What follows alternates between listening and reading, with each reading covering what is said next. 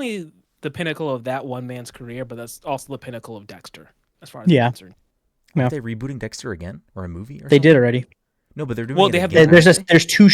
They did like a follow-up season, A prequel. Well, yeah, oh yes, the and one now with- they're doing the prequel.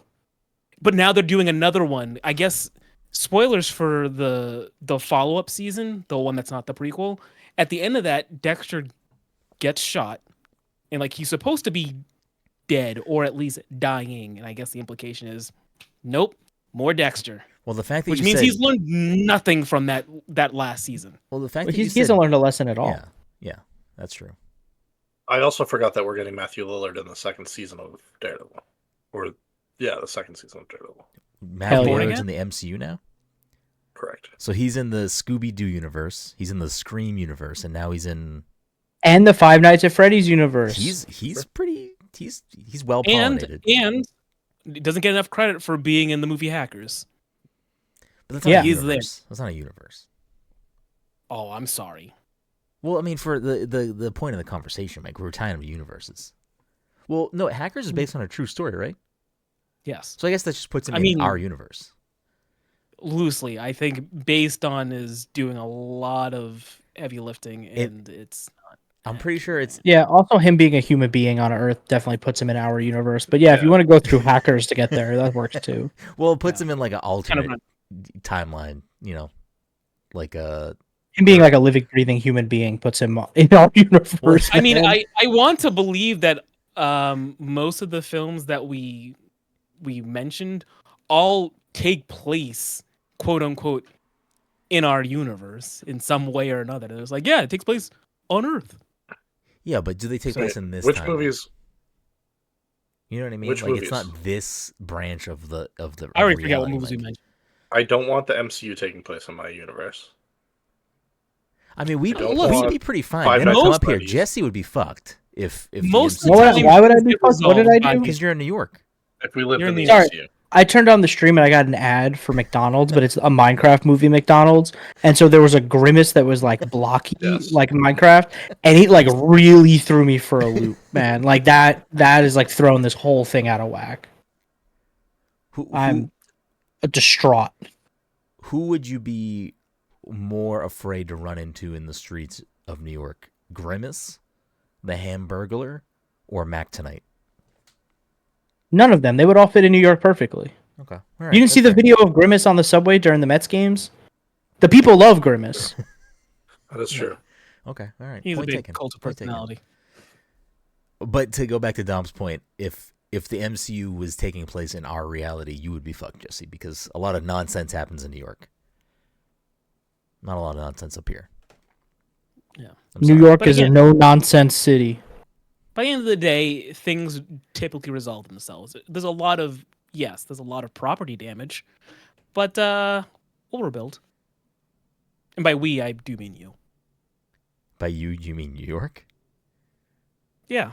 I mean, it's not happening over here. No one cares what happens over here. No one cares what happens over here. Although, I guess briefly, Black Panther 2, they were in Boston. they did, right near Fenway. Yeah, there were whales in Boston Harbor. I replied to the wrong tweet. Yeah, that's facts. Anyways, we had a great show for you tonight. Welcome, everyone, to the Pass the Control podcast, a show where a couple of best friends talk about the latest in video games and nerd culture. Sometimes we have guests, and one of those nights is tonight. As always, I'm your host, Brenden Groom, and joining me on this lovely, I forgot what day it was, Friday evening. Friday. I said I forgot what Try day again. it was and still said the fucking wrong day. A wonderful Friday evening. The anime senpai himself, Mr. Michael Desir. Mike, how are you doing tonight? So you did just straight up forget what day it was. I'm an That's idiot. just- I've never pretended to not be that. Like, I am that. Also joining us tonight, of course, is the Disney daddy himself, Mr. Dominic 40. Dom, how are you doing tonight?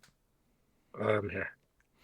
And last but not least, rounding us out, returning guest, friend of the show, all-around great guy, the one, the only, Mr. Jesse Vitelli. Jesse, how the fuck you doing tonight? I'm doing great. I got the chicken jockey. I got Grimace. The gang's all here, you know? We love it. We love to hear it. We love that. If you are unfamiliar with Jesse, fucking shame on you. If you're familiar with us and not Jesse, then I don't know what the fuck you got going on in your life, but you should change that. Jesse's out here always doing fantastic things. We'll get to it a little bit later, but if you want to see what Jesse's been up to most recently, all over But Why Tho, with a bunch of Switch 2 hands-on console impressions, as well as some of the games and other things they had going on over there in their On Hands event in New York, but we'll get to that in just a little bit. Before we do, a couple of quick housekeeping things. This episode, of course, sponsored by our good friends at Goodnight Fatty. If you're in the Salem, Massachusetts area or the North Shore of Massachusetts on a Friday, Saturday, Sunday evening, you want yourself something hot, something twisty, something fresh out of the oven, you can head on down to 1 Washington Square and get yourself a delicious fatty. And if you're unaware of what a fatty is, you can check them out on social media at Goodnight Fatty and at Good Morning Chubby. And I promise, you won't be disappointed. Other quick housekeeping things. The April PTC Movie Club is Dom's pick, and it is Safety Not Guaranteed. So if you want to hear us chat about Safety Not Guaranteed, we will talk about that at the end of April, so make sure you watch that film. Jesse, any idea what that movie is? Yeah, it's the Aubrey Plaza Mark Duplass movie. Damn, Jesse's Bang. fucking... I love Safety. I love Safety Not Guaranteed. I don't think any of us have seen it, right? I think it's a new watch for all of us. Correct? I have not. Mike? I'm pretty sure I haven't seen it. I don't know anything about it, so I'm looking It's a good forward time. to going in. Yeah, It's a 2012 ass movie, but it's a good time. That makes me feel even better about it. I'm happy he picked that over what was probably really going to be Creep 2. Have you seen the Creep movies, Jesse? No. Those are Mark Duplass joints. I don't know how you feel I about do love horror. I do love Duplass, the Duplass brothers, Mark Duplass stuff. Do you like horror shit or no? I don't know how you feel about horror. It overall. depends on the thing. It's like it's not my favorite, it's not my least favorite, you know. I don't think I'd call it straight up horror. How would you like genre it, Dom? It's like just uncomfortable, kind of like It is. it's not gory. It is a thriller. Yeah, thriller is probably the right Okay. tag for it. There's a scene from that film, the first one, that is still implanted in my brain, and I fucking hate it. And I hate that I'm thinking about it right now. And I won't say what it is. It's not even a scene. It's a sound. Man, it's so bad. I fucking hate it. It's so bad. Anyways, we got a great show for you tonight.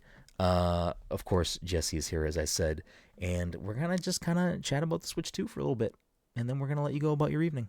That's really what we're here to do tonight. We're here to talk about the Switch 2. Obviously, we had the Switch 2 Direct earlier, and then we had Jesse, who actually got to put his lovely, beautiful hands all over that thing. So we get some hands-on impressions coming directly to you. So I guess we could start off the top with just, how do we feel about the Switch 2 Direct itself? I don't know if we want to go through the whole thing or if we just kind of want to talk around it, but I think personally I was a little surprised with a few of the announcements. Like I think I'm not a big FromSoft guy, but I think the FromSoft thing was kind of a big swing for me. Like I wasn't expecting something like that in general, let alone in that Direct. So I think that was one of the bigger kind of out of the park things for me that I just wasn't expecting to be part of that presentation at all, to be honest. I don't know. You're more of a Souls guy, Jesse. How are you feeling about the Duskborns or whatever the fuck it's called? Duskbloods. It was a really interesting moment. So like when we watched the Direct at the event that we were at. So like we got there in the morning and then all of us are together. We watched the Direct. They like move us into the next room, and that moment was like, as soon as that trailer started, everyone was kind of like, everyone had been like writing or talking or doing whatever. And then that trailer starts to roll, and like the longer it goes on, everybody starts to get like really quiet. Everyone's like, are we looking at the thing we're looking at? Are we looking at a Bloodborne 2? That doesn't make sense. Like they don't own that. They can't do that. And then the FromSoft logo hits. And everyone just starts losing it. And not in like a way where people are like cheering, jumping out of their chairs, but just in a way of everyone's just kind of like, what the fuck is going on? Yeah. Like what is this? And then like it's like progressively like ramping up. There's the metal man with the jetpack flying around. There's someone turns into a dinosaur at one point and like eats another player, and like everyone was just so confused. And then the Dustblood comes up and we all kind of laugh a little bit. We're like, oh, cheeky, like haha, like basically Bloodborne but not Bloodborne. And so it's like a weird moment, and then you see the exclusively on Nintendo Switch 2 and everyone was like, oh, whoa, that's kind of wild. And like, I don't think I was expecting another FromSoft announcement after Elden Ring was like shortly before that. Yeah. It's like, yeah, Elden Ring's the port you bring over to Switch 2, sure. I was not ready for that. And then they published that interview with Miyazaki today, where they go into like more how it was originally a Switch 1 game, and then they gave them the dev kit for Switch 2, and then they made it into a Switch 2 game, and it's a multiplayer game, like strictly multiplayer, like it's what it is. Oh, I didn't know it was strictly multiplayer. I knew there was multiplayer. I didn't know it was strictly. Okay, interesting. Yeah, it's the way they describe it is like everyone. There's a bunch of characters that you can play as. Basically, I'm assuming everyone you kind of saw in the trailer, and everyone. The goal is to get like the first blood, and they were like, that's something that happens. There's like a thing that happens in the match or whatever. And then they were explaining that there are other ways to win depending on your characters. There might be like specific win conditions you need to do, but it's like kind of like a battle royale, not like traditional Storm coming in like 100 people, but like I think they said like 8 players or something around there. All have like objectives that they need to basically complete, and your goal is to like complete your objectives before the enemies. Very very weird game. It's not till 26, so it's still like a ways away. Yeah. But definitely the game like, I saw described as PvPvE, right? Yeah. Very much like a hunt showdown in that way. I would kind of compare it to. It seems like where it's like there'll be enemies on the map. You'll fight bosses and other things, but like kind of the way that Night Rain is. Yeah. Like you're fighting bosses and you're playing with other players, but this is more PvP than it is like co-op. I don't think it's co-op at all. Yeah. It's interesting. Like it's something I'll probably end up checking out, but it was probably one of the things in that. I mean, Donkey Kong was obviously also a big deal just because we didn't really know that was a thing, but it was just so unexpected. Like Elden Ring popped up shortly before it, like you said, and that was a very expected thing. I expected something like that. Cyberpunk, I think, also, not that I didn't expect it, but I was a little caught off guard. I was like, oh, okay, that it makes sense for this to be here, but wasn't expecting that to be one of the things. Street Fighter was one of those things I kind of expected to show its face, or something Capcom related. I figured it would either be a Monster Hunter or a Street Fighter, but to kind of dial it back in, and we can talk about the system once we get to you kind of. I guess we can just fucking dive in there because you've actually been able to play around with it, feel it in your hands, feel the weight of it. See how, I know you're a big fan of those mouse controls, so we can get into that too, which is one of the things that I think a lot of people have thoughts and questions and feelings about, and I myself was one of them. I like when Nintendo gets in their bag and does that type of shit. Sometimes it works, sometimes it doesn't work, but I think they usually at least get towards somewhere. And I think it sounds like, based on you and some other people's impressions, that the mouse controls might be that thing for this upcoming console generation for them. So, what? Yeah. Yeah. The mouse is weird. I like it a lot. I think it's the most like functional of the gimmicks that Nintendo's like put out. I think there's like this weird thing where they're trying to sell you on the mouse, and so they give you like Drag and Drive, the wheelchair basketball game, and they're like, look at all the weird things this can do. But then you just like play like Metroid Prime 4, and you're like, oh, this just works. This is just a mouse. Like, throw all the weird gimmicky stuff aside. Like, left hand Joy-Con, normal joystick, move around, hit your buttons, your jump, your morph ball, your whatever. Right hand mouse on table or pants or sofa, wherever. And it just works as a normal mouse. You click the shoulder button, it clicks. You shoot your blaster, you can aim it all around. Metroid Prime's got some interesting things where you can like Z target, but then use the mouse to sort of free aim a little bit within that bound. So like there's some puzzles that kind of revolve around that. But the cool thing about the mouse is that depending on what game you're playing, depending on how the developers have sort of optimized it. So for like Metroid, you're playing left hand Joy-Con, right hand mouse. But then you say you're like, I'm sick of using the mouse. You literally just turn the Joy-Con back the normal way you would use it and just keep playing. You don't have to like go into a menu and turn on mouse mode or turn off mouse. Really? Like it just seamless. Like you can just literally go back and forth. Yeah. Like literally you're like two hands playing, you just go like that. It just works, and then you flip it again. Don't worry about it. That's not every game. The way that they described it to us was it's up to the developer to decide how they want that to work. But for Metroid, for instance, they were like very enthusiastic about telling us that and showing us that. Or I imagine Metroid first party games will be readily Yeah. available with that. Yeah. Yeah, I played a little bit of Cyberpunk, and they were talking to us about how the demo that we played, we used a Pro controller, but they were saying that they will have mouse implementation for Cyberpunk. I would expect a lot of your first parties and a lot of your first person shooters, whether they're third party or first party, to like take advantage of that. Yeah. But like all Nintendo gimmicks, even though this one is very functional, I do wonder how many developers are going to implement mouse into their games if they don't need to, or if they want to, or 3-4 years down the line, is this a thing that like developers just abandon entirely because it's either too difficult or I don't frustrating? want to make a full Switch 2 version of this game. Yeah. But as far as the mouse goes itself, like you don't have to like put any pressure on it to get it to like move around. You're not like scraping the Joy-Con around, like very light, like no pressure at all, just very precise. I did not feel like the cursor was ever lagging or like not being able to track the mouse movements as I went. Mm-hmm. I used it on my pants because they were very enthusiastic about that. They're like, "Oh, try other surfaces, like try your pants." It works. Some people have reported that like it didn't work for them. Maybe the material difference, but like I had clothes, jeans yeah. on and it worked. Yeah, because that was one of the things when they had like revealed this thing as being a thing, like in the tease that we got when they announced the Switch 2 officially. They hinted at like, I mean, the leaks before that hinted at a mouse situation. The tease kind of pointed us towards that, and then obviously we found that out. One of the things in my head was, how are they expecting people to be playing games at a desk or at a table, like having a surface in front of them? And that kind of solves that problem where it's like, they're trying to make it work on as many surfaces as possible, which is interesting to see.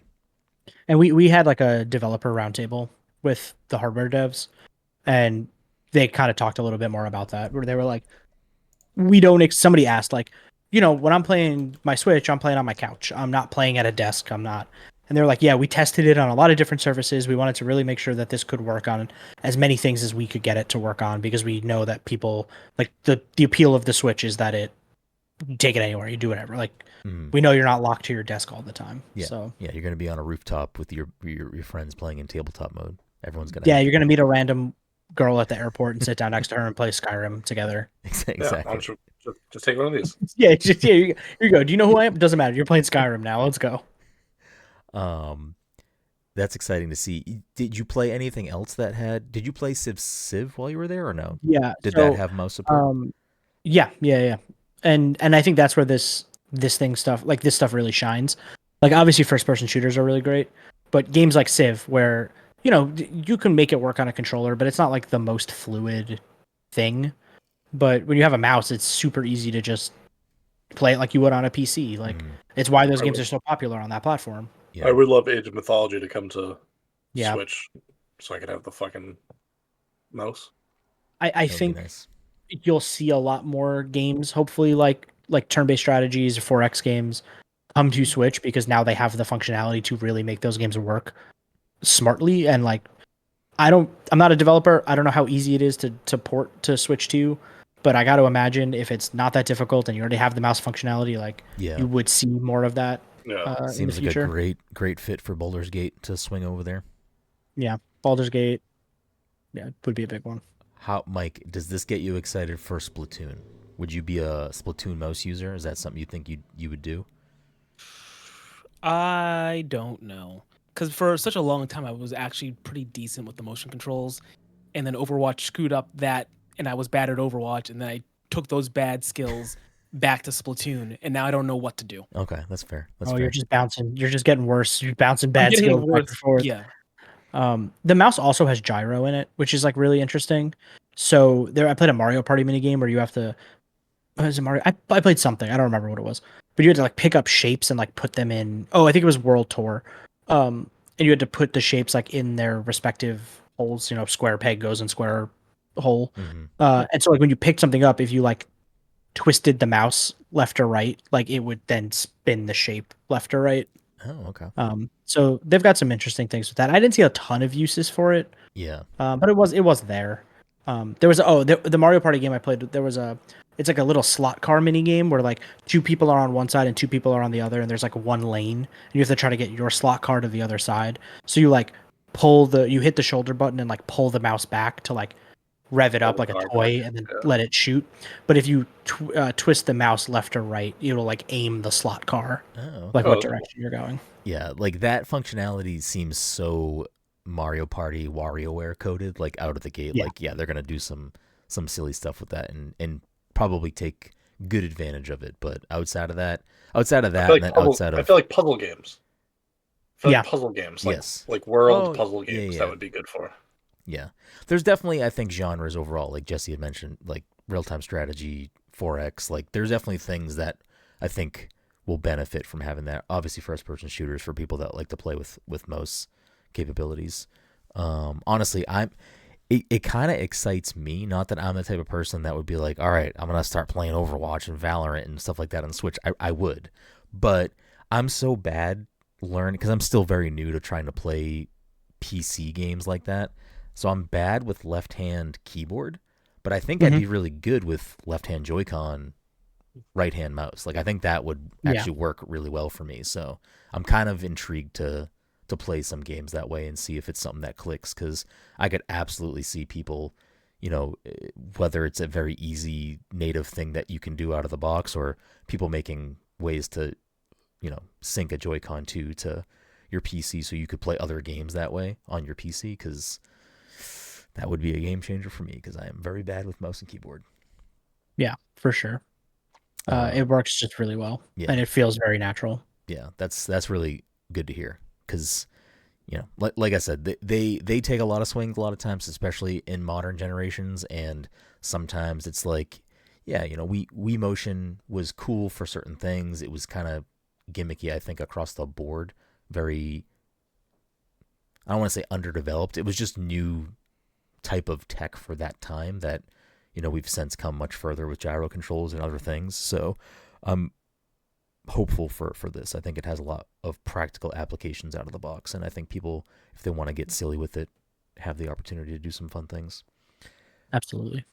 But I think kind of going back and forth between you hands-on and the direct, Mario Kart, which obviously you spent some time with yourself, big part of the Switch 2 launch, a big deal for them, just I think in general, with the last Mario Kart being like 10 years old at this point, removing what's the mobile one called? Mario Kart Tour. Removing that I'm sure came out after 8. It must have. I don't know when that came out. Yeah, that was like early COVID. Yeah. I think is when Tour came out. Yeah. Okay. So we're removing that from the plate. I mean, we're talking about 10-ish, if not longer, years without a Mario Kart. So this is a big deal across the board for them. But, I think a lot of people were, myself included, expecting Mario Kart Horizon to some extent based on what kind of the leaks and what things were looking like. Getting your chance to actually put your hands on it. How are you? I've read all your write-ups. So Jesse's put out a bunch of things on But Why Tho. Is it But Why Tho? .net. .net. Okay.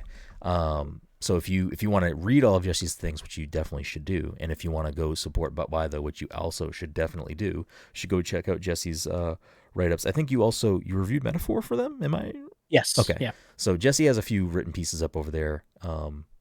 And maybe some other things coming soon. So you should definitely go check them out and read Jesse's stuff and support But Why Tho. But I read through your Mario Kart stuff, so I know, some of your thoughts and whatever, but they're your thoughts to share, not mine. So I mean, Mario Kart World's really interesting because it seems like such a obvious step for that franchise. Mm-hmm. And that it's also a franchise that could rest on its laurels for the rest of our lifetime, and it would never sell less than 80 million copies. Yeah. So to see them take a big swing is like really interesting. I think it works really well because you have a Grand Prix, which is your typical like 4 courses. You're gonna do your thing, and then you have Knockout Tour, which is 5 courses, and it sort of stretches from like one end of the map to the other, or like one East Coast, let's say, of the map. And you're driving between each track, like that's part of the race, is getting to the next track. And so you sort of take the back road, sort of go your own way. I'm interested to see as time develops with something like that, if players start to find really interesting shortcuts from track to track, and if there starts to be like a standard way you should go, or if they're going to implement like there's like random vehicles that might be spawned this time around, or there might be some other thing, and see how that sort of develops over time. But so we played Grand Prix, just normal races. Got to play on handheld and TV. Looks great, runs great, feels great. Then we did Knockout Tour, where it was 24 people in one room. It was all done live. Like we waited for all 24 people to load up in the room, and we went for it. I got fourth place, I got fifth place. It was very close to winning.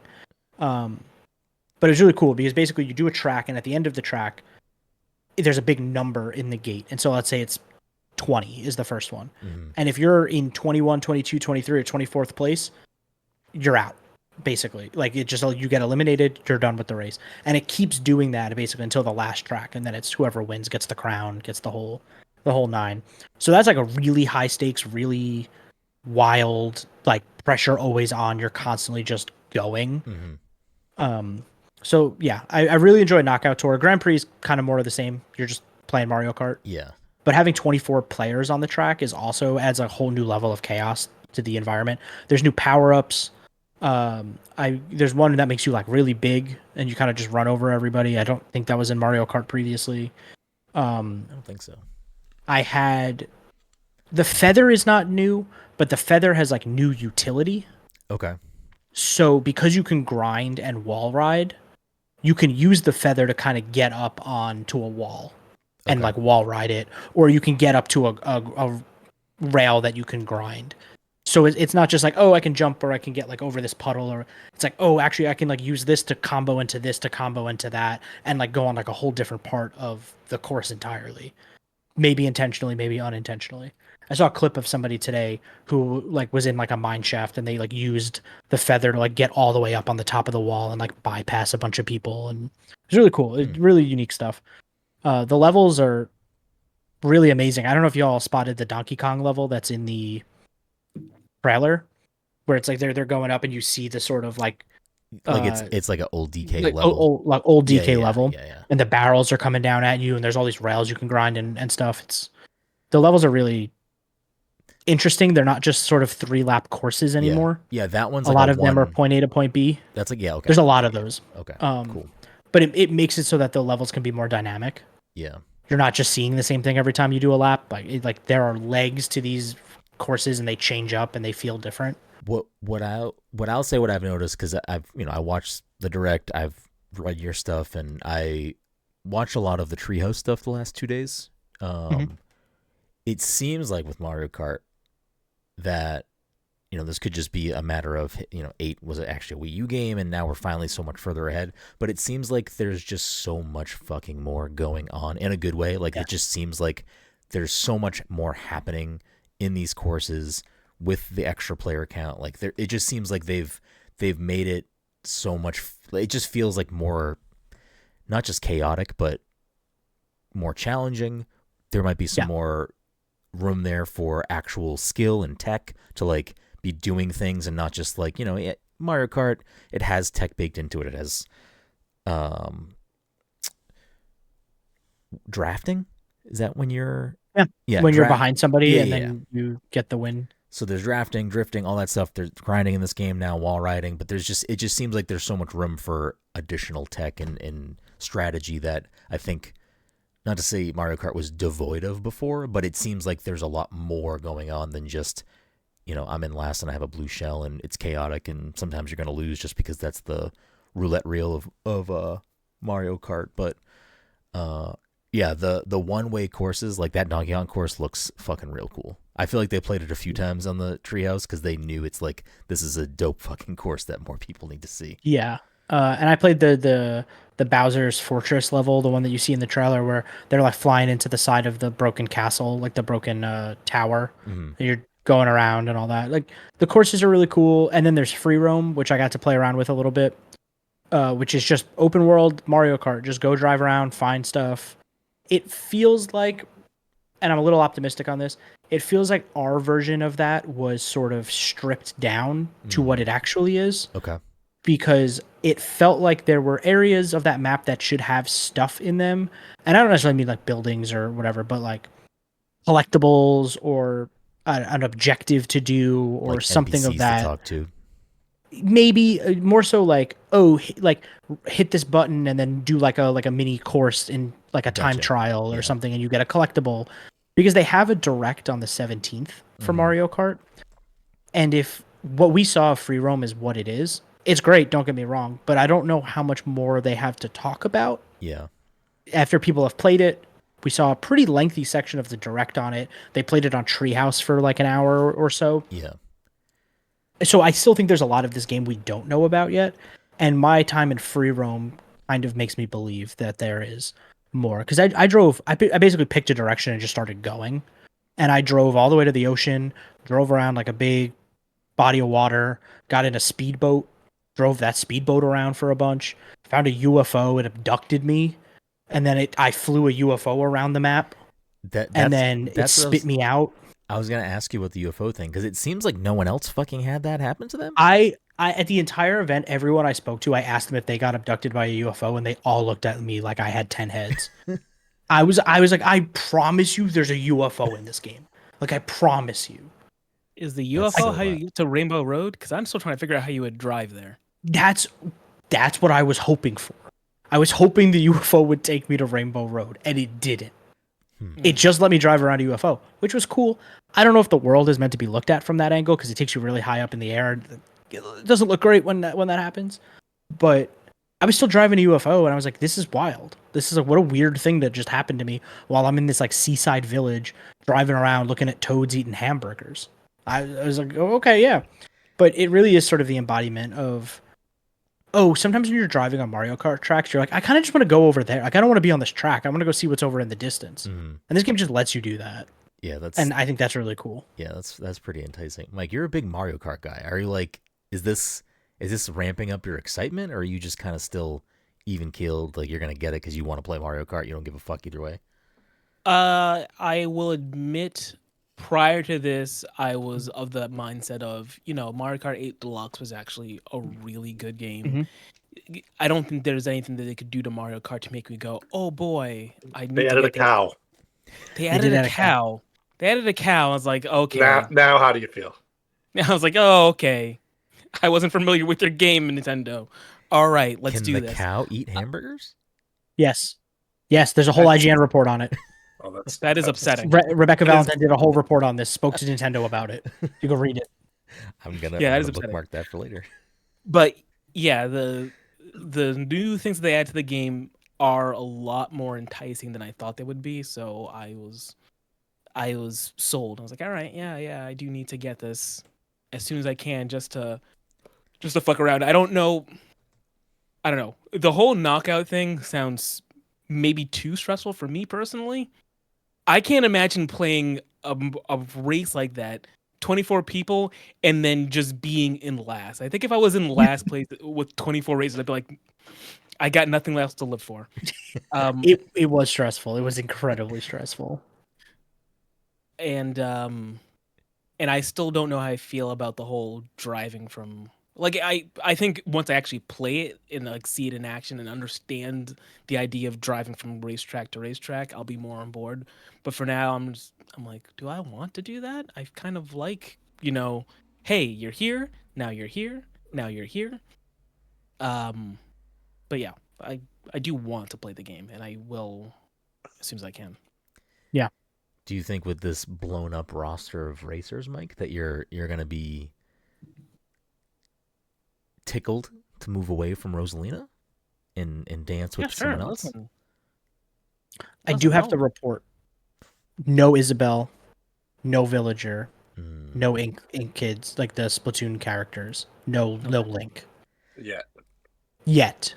So there's the rumor has it there's 84 characters in this game. Oh. That when you brought up that the direct, like you saw a lot and like they've shown a lot and we've got a direct coming, I was like, I wonder if that's like where this direct is going. Yeah. I believe that they will, because there are characters in this direct that we saw that weren't playable either.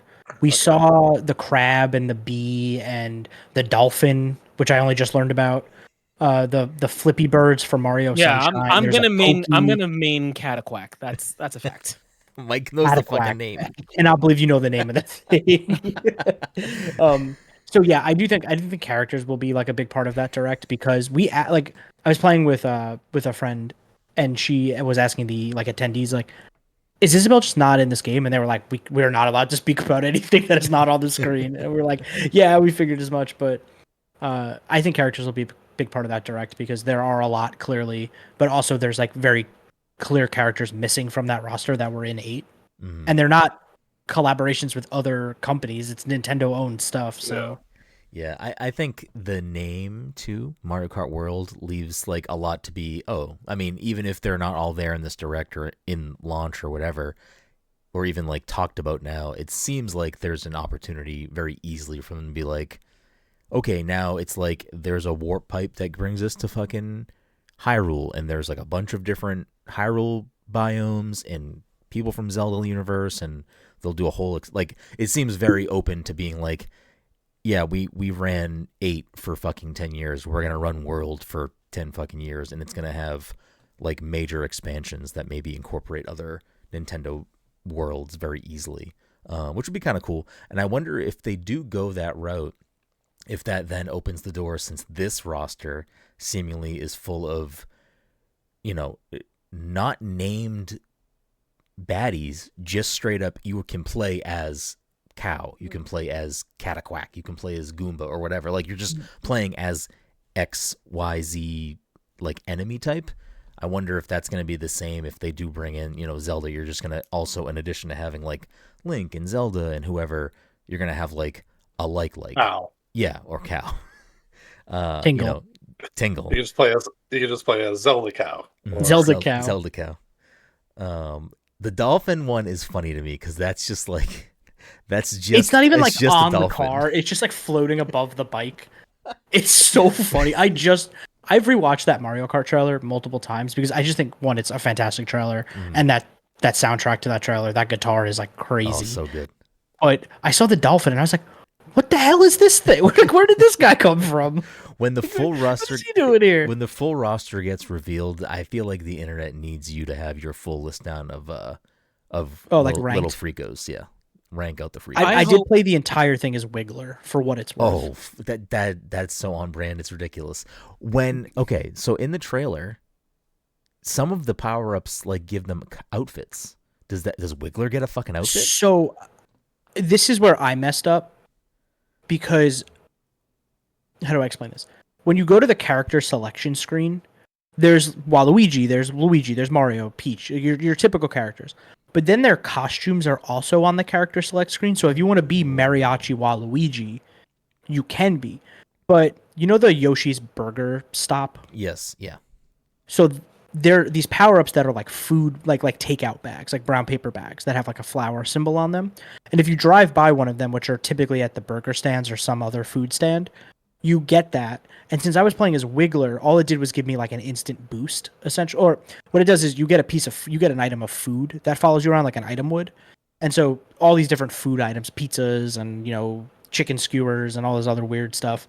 And then when I ate it, I just got a boost. But apparently, if you play as a character that has costumes, you will put on a new costume.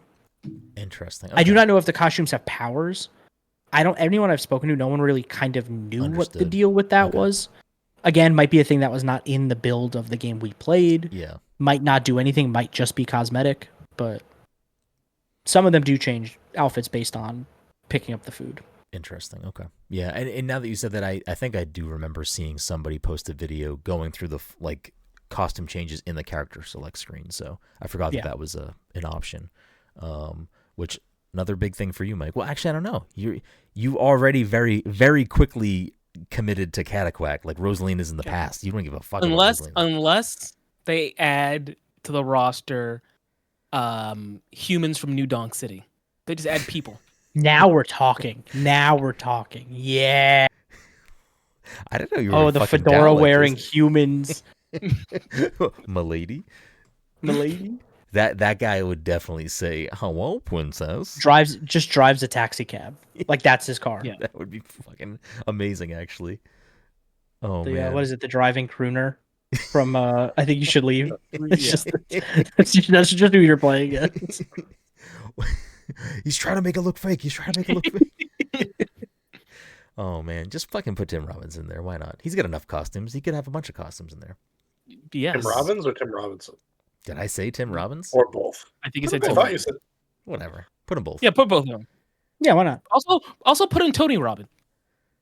Who's Tony Robbins? Put in Christopher Robin. Put in Christopher. Yeah. Fuck it. What are we anymore? All right, Mario Kart sounds great. What else? We got Metroid Prime. Jesse, we watched the direct together. Oh no, we didn't. Did we? Oh no, they showed Metroid in the other direct. The other direct. In the original Switch direct. Yes. Yeah. And you seemed, and I think a lot of people seemed, I'm not trying to put this on you, but you seemed like, all right, like, weird showing of this game. Kind of what are you showing us right now? I'll just say it was a bad showing of that game. Has your opinion changed after playing it? Yeah, and I think the thing for me was I just think, like, I love Metroid Prime. I think that game is fantastic. 2 and 3, kind of whatever, mixed opinions on those. But I think 1 isn't fantastic. That remaster of 1 is really good.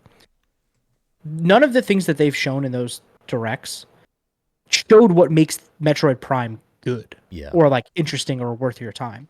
So when you have Prime 4, which has been in development, it's been rebooted or whatever, but we've known about it for 8 years at this point. And your showcase is like, oh, Samus can open doors now. Like, I've been doing that since the SNES, man. Like, what are you talking about? It was a weird showing of the game. You're not wrong.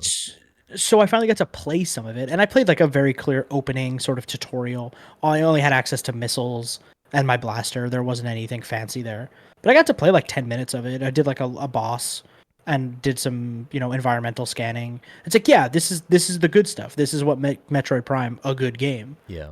And I played it at 1080, 120 frames per second, and it's smooth. Yeah. Like obviously, but like locked. Like no dips. Didn't see any problems. Like felt really good. That game, that's Metroid Prime, baby. Like they made another one. Yeah, I'm excited for it. I mean, I like Metroid Prime. I think more Metroid Prime is not necessarily a bad thing. It is. You brought up the frame rate in the graphical fidelity, which I think was an interesting thing just in general, because Nintendo, however they want to talk about it or not talk about it, they're never really talking or focused on that type of thing. Like, it's not usually part of what they're doing in like a front-facing way. And it was kind of interesting that, and I think they needed to for this, but for them to talk about those types of things in the Switch 2 Direct, just like, it can do this docked, it can do this handheld, it's 60 to 120 FPS, it can do 1080 handheld and up to 4K, DLSS or whatever, docked, and all these things and all these capabilities. And it's interesting to hear them kind of talk about this, because they don't really ever focus on that type of thing, or they're always seemingly behind or whatever. And I think we're at a point where it's like things are all kind of like hitting that. If you're not a PC, you're kind of just like, we're all there. Like, it's all kind of, this is what we're capable of, and how much further can we get past at this exact point. But I do think, just bare minimum getting to that 60, 120 FPS is going to make such a big difference, especially handheld, that I think it's going to, especially for things like Mario Kart or like Metroid, make a big difference in what you're doing. And I am actually, as someone who personally also doesn't like give a fuck personally, I like to play stylized stuff. Frame rate's a little bit different, but graphical fidelity isn't always like the top of my needs and wants. But seeing some of this stuff in these crispy resolutions and seemingly smooth frame rate, I'm like, damn, these games look like Nintendo games don't look this good all the time. And I'm kind of excited. Like, even when they, talked about there being separate versions for Metroid and for Pokemon Legends ZA and stuff like that, I'm like, oh man, please let Pokemon function in a way that is not embarrassing at this point. It looked good in the Direct. Yeah. It looked way better in the Direct. It really almost did. like they felt like that game was designed for that console. Yes. So I am excited for them to have that ability going forward. Yeah, and I do think that the frame rate stuff feels like a big ask from third-party developers. Mm-hmm. I think if Nintendo went to them and was like, what do you want to see from a new iteration of this, I feel like a lot of them said we just want our games to be able to run at like a consistent frame rate 60. Like I imagine if you're a third party developer, you want to develop for the Switch, but you also don't want to like have to make a worse version Yes. of your game. So if they're like, if you can get console parity or close to it in terms of performance, that's all we really want. Yeah. And so that to me feels like they asked a bunch of third party developers like what they would want from a new Switch. And a lot of them probably said, we just want to be, we just want better performance. Yeah. Yeah. And I think they would probably, I would imagine most of them take that over graphical fidelity anyway. So and depending on who you're talking to, like what developer you're talking to, right? Like you're talking to the Hades, you're talking to Supergiant, they probably don't care as much about graphical fidelity because they're stylized art style, but they want that game to run, 60, 120. Like I'm sure they'd love that. Yeah, I think a good test of where things are at third party wise. I'm very curious to see more of Final Fantasy VII Remake Intergrade. I'm curious to see how that handles on the Switch 2. I think that'll be a good kind of benchmark for third party in general. So I played Cyberpunk, which I think is also a pretty good benchmark. And that is 30. That is a 30 FPS game. Okay. 1080. They will have a performance mode that gets close to 40 frames. They are targeting 40 for that. Okay. Visually that game looks pretty good. It's like pretty visually dense.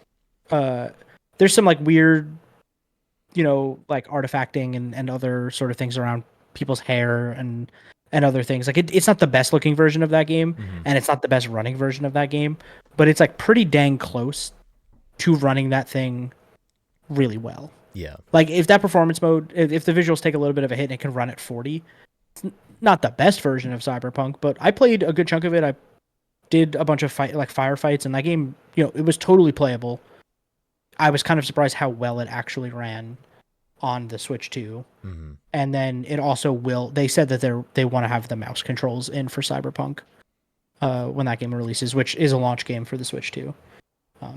But that game also has the DLC, the Phantom Liberty DLC, which is next-gen exclusive.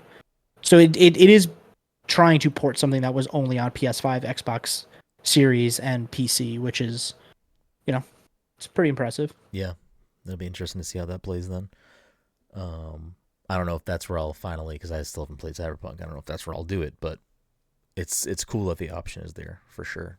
And hopefully continues to mean more support like that for people who maybe only dip their feet into the Nintendo ecosystem, giving them some of these other kind of marquee third-party games that people on other platforms get to enjoy. I will say, I don't believe this is something you had a chance to play, but the reveal for Kirby Air Riders fucked me up so bad. It was, I don't know what the reaction was like in that room for you, but my reaction to that trailer, because I was watching it with a couple of pals, friends of the show, my initial immediately out of my mouth, and it's part of it is because it's fucking Sakurai. It was so Smash Brothers coded up front, and I was not expecting Smash. I wasn't hoping for Smash because that just didn't seem like a thing that was now. That's a down the line thing, in my opinion. So when that went that way, I was like, "Fuck, man, they're really doing this. They're gonna tease Smash Brothers right now."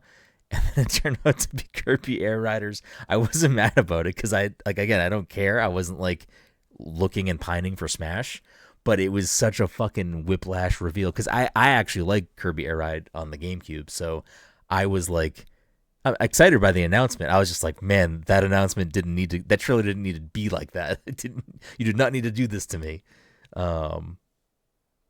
Kirby Air Riders is a weird one for a lot of reasons. One, it feels like this is the deal that they made with Sakurai, where they're like, if you give us Smash Ultimate, you can make another Kirby Air Ride. Yeah.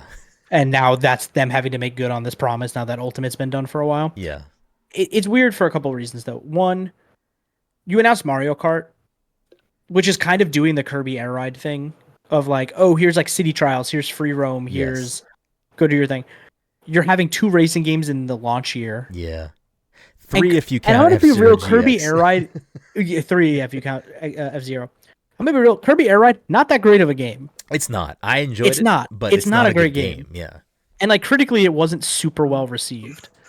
So a sequel could be way better. I'm not saying that Kirby Air Riders is going to be bad. I'm just I think more than anything, I'm just super curious about what do they think Kirby Air Ride can be in 2025, and how do they differentiate that from Mario Kart, which is doing the Kirby Air Ride thing? Yeah. Well, my biggest thing was when I saw Kirby and I was like, "Oh, this is like Kirby Racing." We're getting the announcement that Kirby's getting added to Mario Kart. Yeah, And then he was Why? that don't make Like sense. why wasn't that the decision? Like, oh, we're gonna add Kirby and like Kirby's universe to Mario Kart. Like, It's such a it could baffling. have been that easy. There's so many ways that could have went, and Kirby Air Riders was not on my list of things. You watch that and you're like, I don't remember if this was before or after they had already announced the Forgotten Land DLC, but I was just like, I think I'm looking at it. It was and towards I'm the end of the direct. It was one of the last announcements. I'm sitting next to a few people, and we're all like, Kirby. Okay, they're making a new Kirby game. That's weird. They just the DLC. Oh, maybe it's Smash. Like it could be Smash. Like the way World of Light with Kirby on the Warp Star kind of goes away. Yeah. Like maybe this is a continuation of that. And then like you see the Jet Booster, and we're like, oh, it's Kirby Air Ride. And then we're like, oh, are they like remastering or like remaking the original Air Ride? And it's gonna be like a smaller scope project. And then it says Air Riders, and we're like, it's a sequel. And then Sakurai's name pops up, and we just go, okay, all right, we'll see what we'll see what that looks like. Like they are full blown leaning into trying to be like, hey, you guys love Sakurai, he's making this game, so you better fucking buy it. Like that's absolutely because Nintendo does not do that with any games. They don't attach. They don't even attach. They don't do that with Miyamoto when Miyamoto's involved. Granted, he's in a much more like hands off role. I think Sakurai's the closest thing you have to like an auteur at Nintendo right now that is like still actively he make is directing games. I would say that he's. I mean, you have Aonuma and stuff too. Like, I don't want to discredit anyone else who's making stuff, but I think that's the other developer you have that is like, we could put Sakurai's name on this and that means something to people. I think Sakurai does get put in a category similar to Kojima, in my opinion, where like when Kojima is attached to something, people get excited in a very different way. And I'm not like that with Kojima, but I am like that with Sakurai. I do really like Sakurai, and I think he is very detail oriented to the things that he likes to make. So it is exciting when he's attached to something. I mean, I think there's part of the reason why some people get kind of real excited about things like Kid Icarus Uprising, because he's attached to it. Yeah. I think it's just, he you're right. He's an auteur. He's the closest thing they have to that is currently still making games for them. But I think unless anyone else wants to talk about anything else that happened within the direct, the last thing to really touch on is Donkey Kong. I was gonna say we're not talking about. Oh, Donkey Kong's the big dog. We should talk about one thing real quick. The 3 seconds of Silk Song footage that we got with the 2025 on it. Okay, they said that in 2022. Like, what do we do? That game was playable at E3 2019. Like, the date doesn't matter, man. So it doesn't. But I will say this: my like sitting back night before when I'm thinking about what is going to be at this direct tomorrow, I was like, okay, there's going to be, I feel like, at least one marquee big tentpole indie game. I was it's going to be Silk Song. Personally, I'd like it to be Mina, but it wasn't either of those. Like, we got that Silk Song in the Sizzler, but the real one was fucking Deltarune, which I like didn't even also think was huge. Didn't even think that was going to be a thing, and super excited that that's finally coming out, because I can't wait to dive into that. And that's also launch. It's everywhere. I have not, or not Xbox. Yeah, I have not finished Undertale. That's like a thing I'm working through. Don't worry, I'll get there eventually. But I remember Toby Fox had put out like, oh hey, Deltarune 3 and 4 are gonna come out this spring.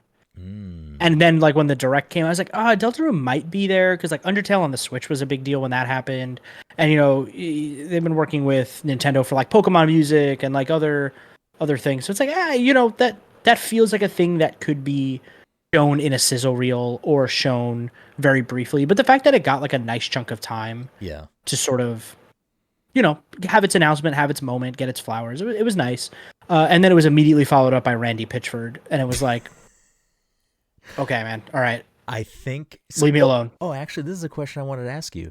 Did the stream fuck up at your event? No, because we had an internal Okay. video. So like they were not streaming it to us. I don't know if it fucked up for everyone or on every platform, but me and the people I was watching with, it fucked up for everyone everywhere. That was because So a weird thing for us is we were not allowed to mention that we were at the event, but we were allowed to like live tweet or like post about the direct as it was happening. Okay. So all I saw on my timeline was like, direct's frozen, it's not working. And then all the people that I'm looking at that are in the room with me are all like, Final Fantasy VII remake, that's crazy. And it's like, oh, okay, we're like a couple seconds to multiple seconds ahead of everybody at this point. It was weird. So I was watching on YouTube. I don't know if Twitch had similar issues or whatever, but it was like that. It completely froze. The video part froze, then it froze. Then the audio came back. So the audio was then like current with what was going on. So it was announcing things like Borderlands and then fucking, Final Fantasy, all this stuff, but we couldn't see any of it. So we just didn't know what the fuck was going on. We were so confused. And then it finally caught up and like leveled out. But bizarre choice to just like have that be a live thing and not just like an up. I guess they don't want people to skip through. Well, they don't want people to skip through it. So unfortunate thing, but it was funny. Yeah. Yeah, so I don't know if there's anything else anyone wants to bring up before we dive into Bonanza. No. Okay, well then let's fucking dive into Bonanza. This is another thing you got to have. How long did you play for it? A decent amount of time, or? It was like a 15-minute demo. Okay. It was like a timed. All the demos there were timed except Mario Kart.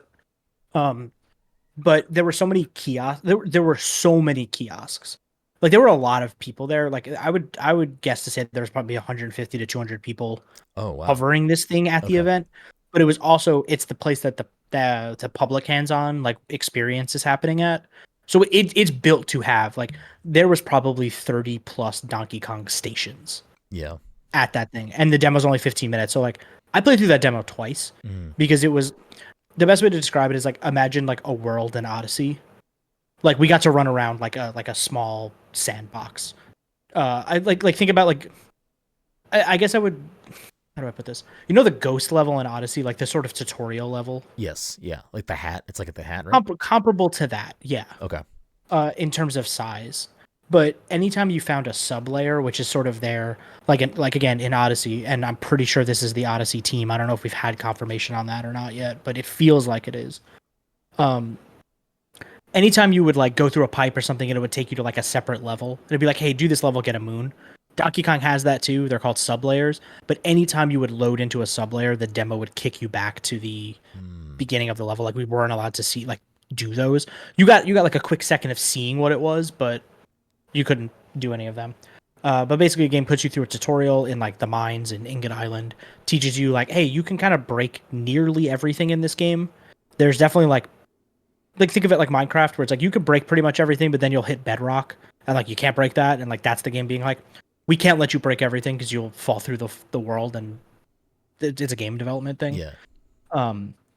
But yeah, that game takes on the mantra that like Breath of the Wild took on, where it's like climb anywhere. Mario Kart's like go drive anywhere. This game's like destroy anywhere, carve your own path through this world, and then you can go to like the top of the level and look down and see all of the tunnels you've created and all of the holes you've blown through the wall in, and like the map will show you all the like tunnels and shit that you've made, and like that stuff's like permanent. Like when you're loaded into that level, like it doesn't like, oh, you dig a hole to the bottom and then the hole like reforms. Like no, that stuff stays. So yeah, if you want to tunnel your way to something and tunnel your way out, so you have an in and out to something, you can do that. Mm-hmm.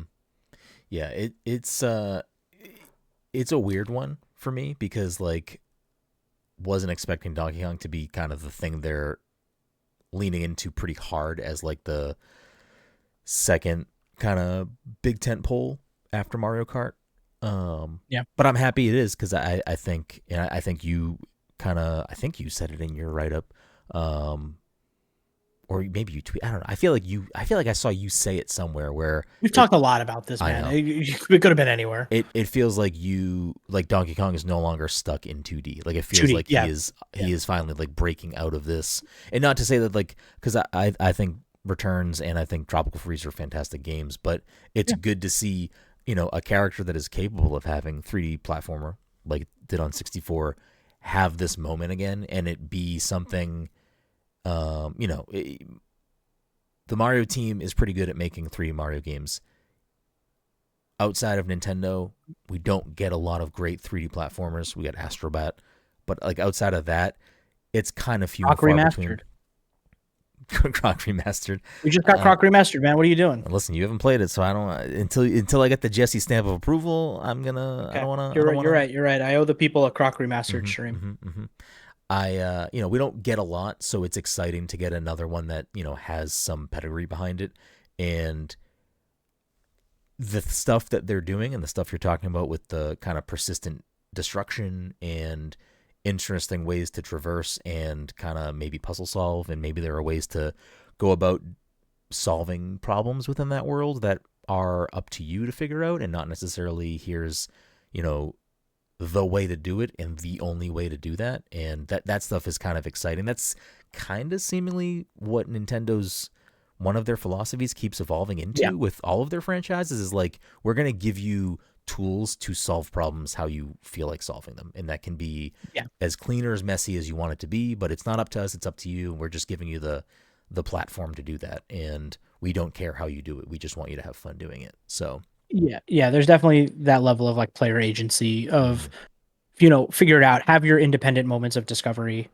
and share those stories with your friends who maybe did it a different way. Yeah.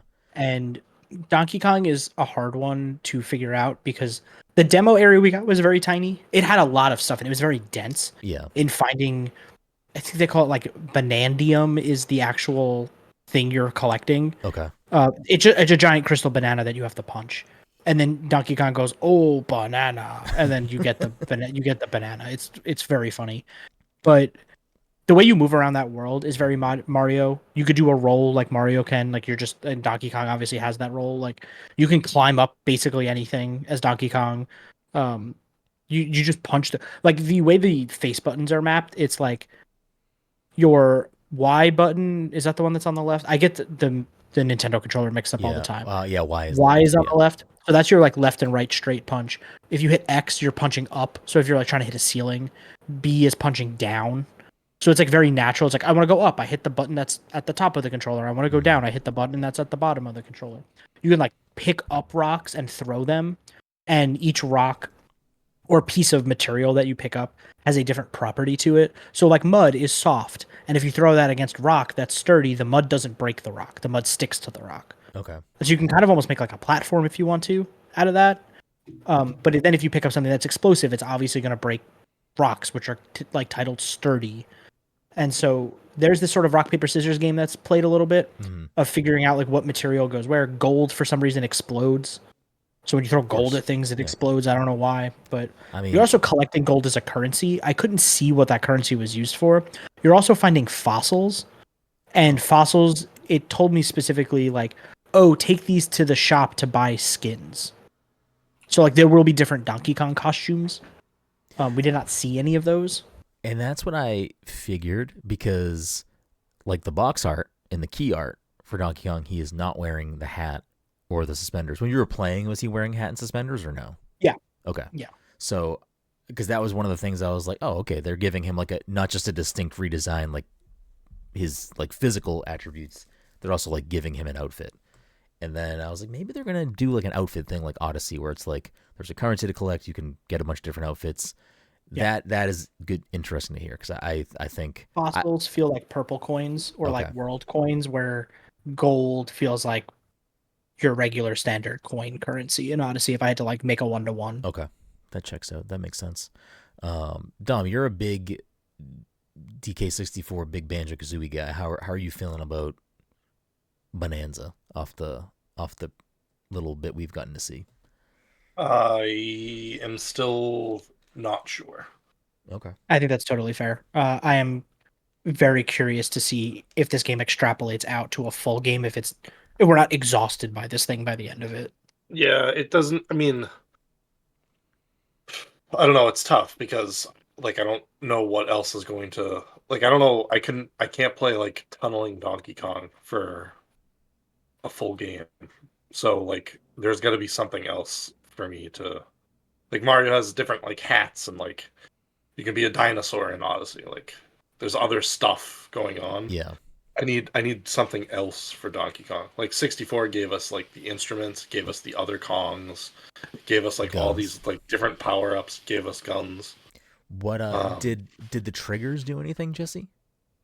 Yeah, so if I remember correctly, left trigger was what you used to like rip up the ground. Okay. Or no, left trigger might have been roll. It was left trigger or left shoulder button was roll. And then right trigger was your throw. So if you held it down, you could aim where you're going to throw the boulder that you're holding.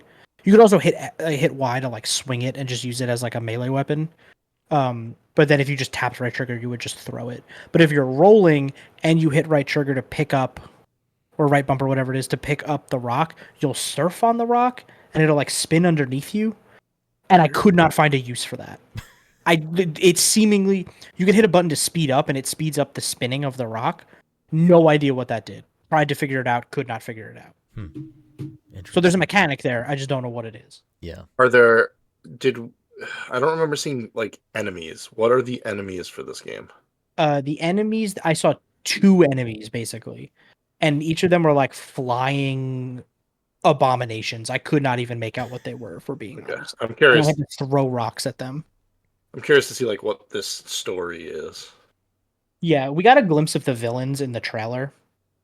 And they're like cool designs, but there was not a lot of combat in the demo that I played. They really wanted to kind of showcase the like traversal and stuff. destruction. Around. Yeah. Yeah.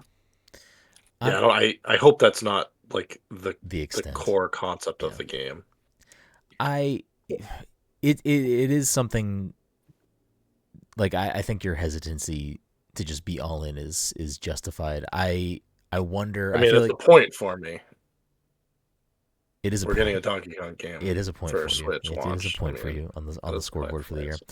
Nice. I will say I think they can go one of 2 ways. I don't know if they'll go both ways, but I would imagine based on like what we've seen and what Jesse has played that there's potential for the kind of change up that you're hoping for to be very environmental based, where it's like you go to a new biome, a new world, and it's like you have to use these core abilities that you have to deal with, different types of terrain or etc. that will change the gameplay in substantial ways. Or I don't know.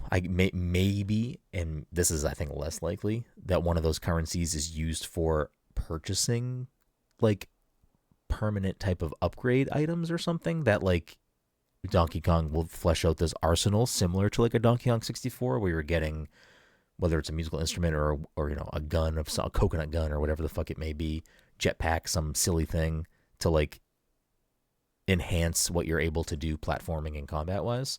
But I don't know. I guess we'll find out as we get closer to July. But I think a lot about the Mario Odyssey reveal trailer and how it didn't have any of the hat stuff in it. We didn't learn about the hat until E3 of that year. Yeah. And that was obviously like the main gimmick. And I'm not saying that the destruction is not the main gimmick of Donkey Kong, because it feels like it is. But I also do see a world in which we get like a Donkey Kong Bonanza Direct, or we get some sort of big trailer at like a SGF or something before launch that maybe uncovers like what the other part of this game is that we might not know about yet. Yeah. And I wonder too, like if there's going to be a multiplayer like co-op element, like where maybe Diddy is an option for like someone to, be playing with you, couch co-op or something. Oh yeah, for sure. I'm just trying to think of that was actually on the top of my mind. What's the last Donkey Kong game we got that didn't have at least Diddy in it? Did Jungle Beat have Diddy Kong in it? I don't know. I don't know. Does that count? I don't know. How long ago was Jungle Beat? It's 2005. Okay, it's like 20 years ago. Yeah, because all like Returns, Tropical Freeze, all the country games, all the 2D games. Yeah, and we haven't had a 3D game. Yeah, so since 64, has there been a 3D Donkey Kong? since then? No, I think it's the I only. don't think so. Yeah, it's the only 3D Donkey Kong. I'm pretty sure. Yeah. So it would be. I'm wondering if that's like more of like Donkey Kong's whole concept is borrowing. I wonder if they're like if we get Other Diddy, if we Kongs get do other things. yeah, Oh yeah, that would be cool. Dixie or Trixie. Well, like, because if they have other concepts. that's the other thing too. Is Donkey Kong is always kind of like very Kong centric. Like there are other Kongs, like whether it's playable or not. Like you have Cranky Kong just being Cranky Kong. You got Funky Kong running a shop. You got Candy Kong doing this. Was there any other like notice? Like, did you notice anything that was Kong related while you were playing, Jesse, at all, or like not really? Right? The most I got, and like I like Donkey Kong. I'm not the biggest Donkey Kong fan, so I could have just simply missed a reference here or there. Mm-hmm. The most I got, and we saw it in the trailer, the reveal trailer. Like there are like the smaller Kongs, like the monkeys, like in the mining shafts Yes. Yeah. that like look like Diddy. That's like the most I noticed in terms of Interesting. anything that could be related to anything. I'm definitely excited to see more of it because that's one I'm excited about, and it's gonna have to tide me over for a new Mario anyway. So, looking forward to checking that out. But yeah, your stance on it as it is, like tariffs and pricing and all that nonsense aside, right now, is this something that you're like feeling good about? Like this is a launch thing you're trying to pick up, or if I were to remove myself from the industry and like that, I probably need this thing for work. Yeah. It's something that if I have the money for it, I would love to have. Yeah. I want a new console. I like my Switch, but I'm ready for the next thing. Mm-hmm. And I want to play Mario Kart more than anything right now. Yeah. And so I'm kind of like, I have to get that. But I do think it's a steep price. And I like totally understand if the launch lineup is not your vibe. Yeah. I do think the conversation will be different come the end of this year when you're looking at like holidays and you're like, okay, we got Donkey Kong is out now, Mario Kart is out now, maybe by this point Kirby Air Riders is out now. We've seen some more stuff. There's third parties on the system. Like it feels a little more fleshed out. I think unless you're like a real Nintendo sicko and you just really want to play Mario Kart, like you don't need this thing immediately. Yeah, I do think, even though I think like I think it has a strong lineup if you like Mario Kart, and I think end of the year, if everything stays the way it's telling us it's going to stay for launches, it does have a pretty strong like first 6 months of this thing with stuff you said. Pokemon is also supposed to be this year. Metroid's also supposed to be this year. So it is, in my opinion, strong, but it is like also strong in like a very specific path, because I don't think all of those things necessarily appeal to like the broader person. Like if you don't like Mario Kart, maybe like it's probably better that Todd's not here tonight, because Todd is like super sour on Todd this, had some takes, and I actually am curious how he would have fit into the Mario Kart conversation. But like he's super soft on it. He thinks it's a super soft lineup. And I don't want to speak too much for Todd, but he's like, Mario Kart's fine, but like whatever. He doesn't care about Donkey Kong. Apparently, he thinks Metroid is trash. It's funny because I went back to the beginning podcast for the year, our prediction podcast, when I predicted that we would get a Donkey Kong, and Todd said, if we get a Donkey Kong for launch, it's going to be a day one for me. That's going to be a console that I need to buy day one. You need to bring that up next week when he's here, please.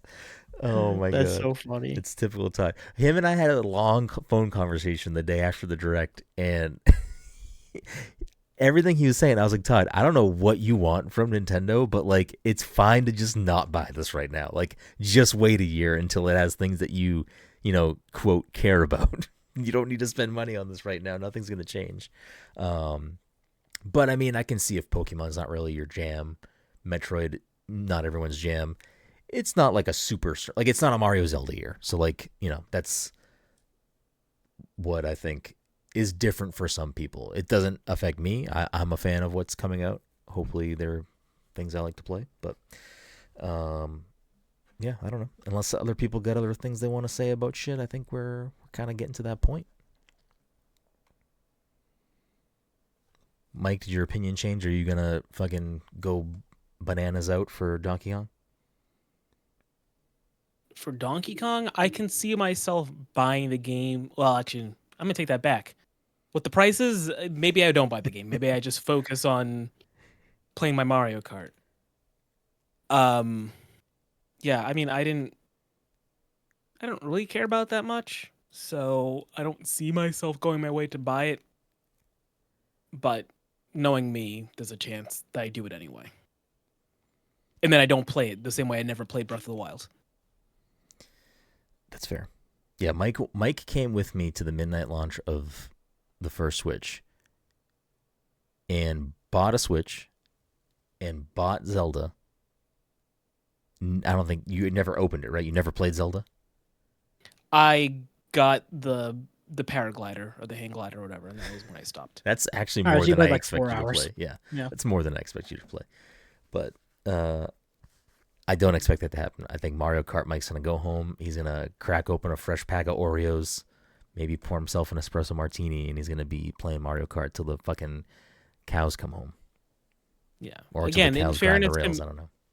In fairness to me, I did not intend to buy the Switch at launch. I was just there and they had them. So I was like, Yes, all right, correct. I'm here. So unless things change, as it stands right now, one of our predictions, so the Switch launch week, Dom and I both said Metroid Prime 4. We're probably not getting a point for that. Todd said New Animal Crossing against everyone's, like, you're an idiot. And Mike said Street Fighter 6. Is it coming out launch week? I don't know. It is. Mike's getting a fucking big boy point right there with a correct prediction there. What did I say? I said no. Dom did say a new Donkey Kong game gets announced. And he specifically said uses a new model, like a new design for Donkey Kong. So you nailed it. That's double points if I've ever heard it.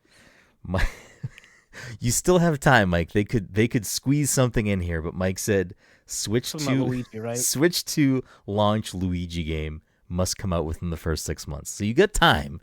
Does Luigi's Mansion on GameCube count? I don't think It's gonna have to go to the board on that one, but I could float Mike a point on that if the board agrees. Yeah, no, I'm not too worried about it. You still got time. You still got time. No, I felt like I needed to predict something, so I just kind of said the first couple words that came to my mouth. Listen, we need Luigi to do something else, not come to the Switch right now. Anyways, before we wrap things up, we always end with the game, which Jesse, I don't think you've been on this year. Maybe not. I don't know. We haven't had a lot of guests this year. No. But you can be scooping up some guest leaderboard points and putting yourself in a nice position. But before we do that, thank you all so much for listening to this week's episode. Also, thank you, Jesse, for coming on, hanging out with us. Thanks for having me. Short notice, but love having you on. Love hanging with the homie. Yeah. I know you're bouncing around, doing a lot of stuff in a lot of places. Aside from the But Why Tho stuff, which please feel free to talk about whatever you want to talk about there. But if there are other things you want to point people towards or kind of let people know about what you got going on, feel free. The floor is yours, my good friend. I got a whole lot of nothing going on right now, so I don't got a whole lot to plug. That being said, go to butwhytho.net, read my Switch 2 coverage, but read everything else on that site. It's wonderful. They got TV reviews, they got movie reviews, they got game reviews, they got really good opinion pieces, they got news. Go check it out. And if you're feeling extra, generous, go to that support tab. Throw them a couple bucks. They're doing good work out there. They do a lot of anime stuff too. They do a lot of anime stuff. I think Kate is on the judge board for Crunchyroll Anime Awards. I believe so. Yes. So they pretty much cover everything on that side of entertainment nerd stuff. So definitely check them out if you're not familiar. But definitely check out all of Jesse's pieces because he put up some great stuff. If I read them all, that means you gotta fucking read them all. That's just how it is. If you're a friend of ours and a fan of ours, tons of ways to support us, but really just leave us a quick 5-star review, Apple Podcasts, Spotify, wherever you listen to the show. Super helpful. We appreciate it. If you're an audio listener, which most of you are out there, just a friendly reminder, we do record the show live every week at twitch.tv/passcontroller. And if you can't catch the live show, no worries. Just search Pass the Controller Podcast on YouTube. You'll find the VOD later, sometime after the podcast is over. So you can check those things out. We appreciate you if you do. But enough of that. Let's get into the leaderboard. The way it stands for the year, Todd fucked up because Todd's not here. So his chance he may be falling out of first place. He's in first with 18. Dom is in second with 16. Mike is in third with 10 points. The chat has 2 points. But Jesse over here has a chance to put himself on the top of the guest leaderboard. We're going to play a game that we like to call Gaming the Meta. The way this works is I've chosen 3 games. I'm going to go off of the most reviewed platform, off of Metacritic. The 3 of you need to let me know what you think that game got for a review score. If you get a bullseye, you get double the points. I am so bad at this. Perfect. The hidden secret here is nobody is good at this. But it is quicker than most of the other games that we play. So we tend to do this one, especially when the episode runs a little bit long. So in honor of GameCube games coming to the Switch too, we're going to do a couple of GameCube games. The first being released October 13th, 2003. This is, of course, Kirby Air Ride. Mike, what do you think Kirby Air Ride for the GameCube got? I don't know what the critical reception would be, but I feel like the few people I've heard talk about the game are like, I fucking loved Kirby's Air Ride. So I'm going to give it an 89. Okay.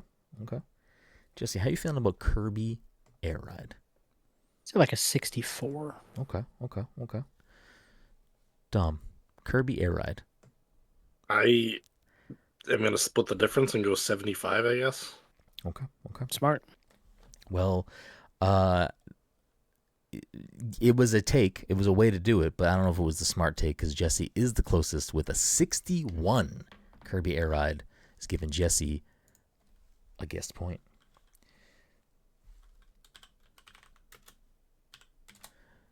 Next up on the board here is released on August 26, 2003. This is F-Zero GX for the GameCube. Jesse, how are you feeling about F-Zero GX? What do you think F-Zero GX did?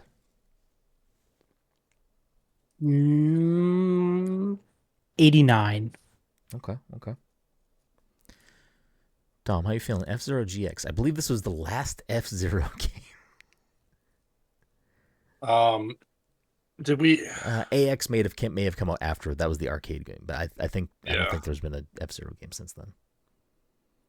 Unless you count F-Zero 99. I don't know. 85. Okay. Mike, F-Zero. People love Captain Falcon. They really want that bounty hunter back. Was F-Zero GX well received? I believe going into this, when you had said the game, I was like, I think I'm gonna say 75, maybe 80. I guess I'll go 80.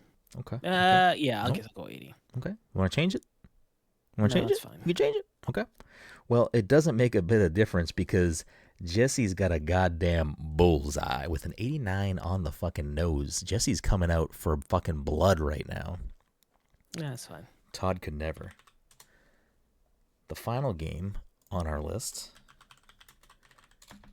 is gonna continue our GameCube streak with everybody's favorite rhythm game.